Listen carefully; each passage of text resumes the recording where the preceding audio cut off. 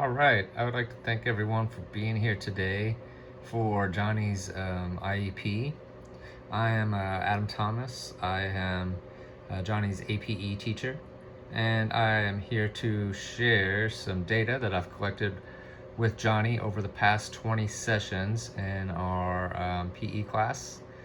And Johnny has been working on 3 different skills with me over the past 20 sessions, 3 different skills where I've collected data. And with that data, I have built a multiple baseline design graph for these 3 different behaviors that kind of shows where Johnny was before I started having some visual interventions with him to help him improve his skills on these 3 different behaviors and 3 different skills that I've been working with him. So I collected data for about 20 different days, and then I plotted this data using the multiple baseline design. And I'm going to talk more about exactly what that means here in a second. And I'm going to tell you about the data that I collected, and then tell you about how I plotted the data in these graphs for it to make sense to everyone and to see how much improvement he's shown over these 20 sessions working with me one-on-one. So I tracked data before that I had an intervention with Johnny, meaning before I started using visual prompts with Johnny. He scored a certain score, and then after I started using some different intervention techniques, mostly visual prompts, you can see that his skills started to improve. Okay, so first off, I tracked data for Johnny on these 3 different skills, being the back float, like floating on his back, opening his eyes underwater, and jumping into the pool. 3 different behaviors that Johnny was having some trouble with, 3 different behaviors that he had not particularly mastered, and 3 different behaviors that he was a little bit nervous about performing. So the first set of statistics and data that I collected is going to be right here on this side of the page, on the right side of the page, for the back float, right here. So under the back float, for the first 4 days, you can see the data that I collected. So it's going to be right here. This is going to be day number 1. I gave him 5 different attempts to try a back float with no different, with no interventions, no verbal prompts, no visual prompts, no prompting at all. In those first 4 days, forgive me, my video is going in and out of focus. Those first 4 days, he scored a 0 on his back float. So a 0 is 0 attempts out of 5. He was able to complete the back float. So those were the first 4 days that you can see right here. 0, 0, 0, 0. And then day number 5 is when I started using some visual interventions and some visual prompts to help him get more comfortable with the skill and to help him break down the skill. So on the first day, we did the back float. The first 4 days, let's go over here to our graph, and we can see our graph for the multiple baseline across behaviors design graph right here. And you can see the first 4 days, Johnny scored a 0 out of 5 on day 1, 2, 3, and 4. This line right here represents when the intervention started. So this line represents when I started giving him visual prompts. So I printed out and laminated some different prompts to help Johnny get more comfortable on his back float and to give him kind of a visual reference on what the back float should look like. So on day number 1, 2, 3, and 4, he scored 0 out of 5 different attempts. Each time he had 5 attempts, 0 out of 5 on the first 4 days on trying a back float. This line on day number 1, 2, 3, and 4, he scored a 0 out of 5.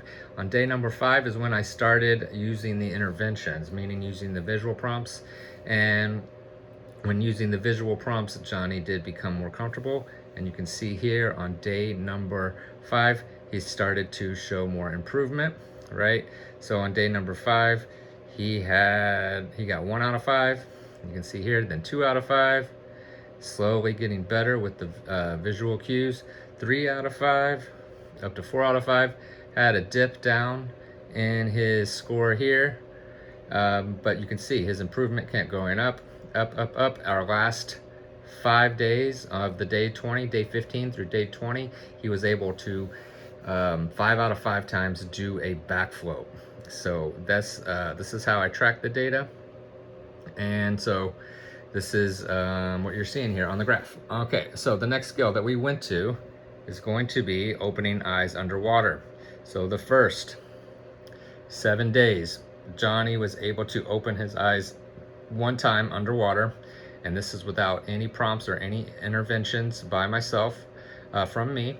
So the first, you can see here, 7 days, he opened his eyes 1 time under the water. On day 8 is when the intervention started happening.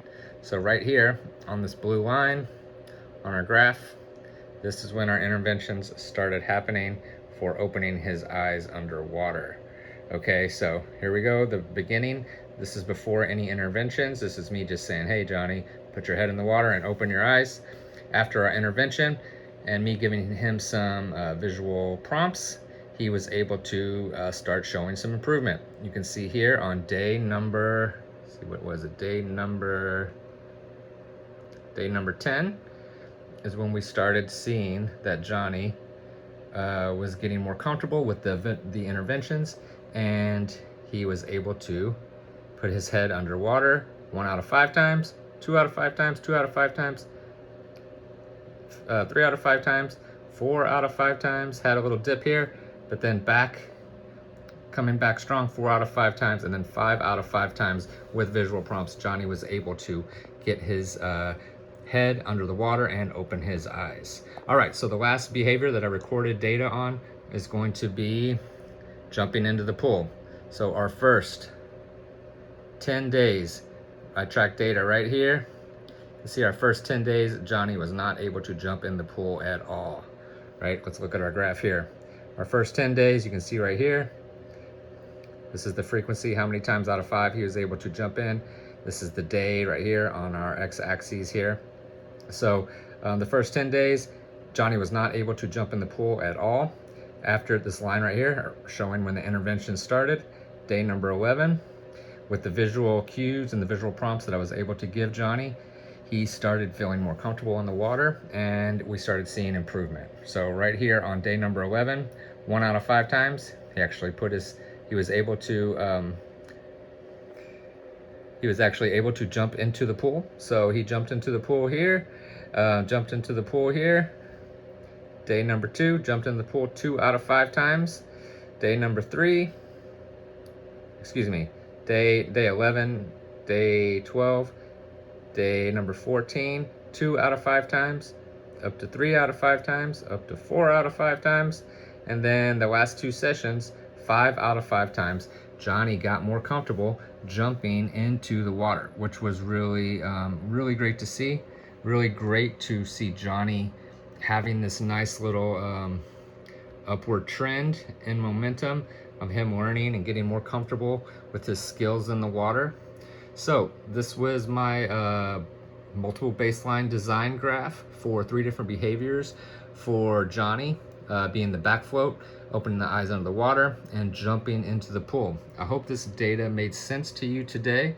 And if you have any questions about this data, or if you have any questions about how to build a multiple baseline design graph, please reach out to me. And also, if there's any concerns about Johnny's behaviors in class, about Johnny's improvement in APE and in physical education, please reach out or please email me, and we can discuss further how I'm collecting this data and the different trends I'm seeing from Johnny with this data. All right, thank you guys for being here. Thank you for having me at the IEP. I will see you guys at our next IEP, and I'll have some more data to show you guys and track Johnny's improvement. Okay, thank you guys.